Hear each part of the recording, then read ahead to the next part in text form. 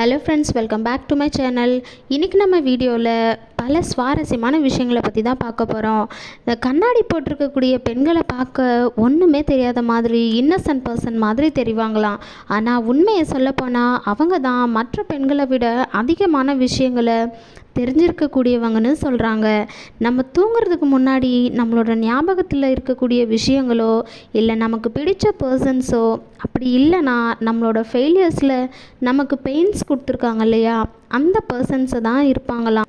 நான் உங்ககிட்ட ஒரு விஷயத்தை பற்றி கேட்கணும் இல்லை பேசணும் அப்படின்னு சொல்லிட்டாலே போதுமாங்க, இந்த உலகத்தில் இருக்கக்கூடிய 99% ஆஃப் பீப்புள் ரொம்பவே ஓவர் திங்க் பண்ண ஸ்டார்ட் பண்ணிடுவாங்களாம். என்ன ரீசனுக்காக இந்த மாதிரி நம்மளை கேட்டாங்க அப்படின்னு சொல்லிட்டு.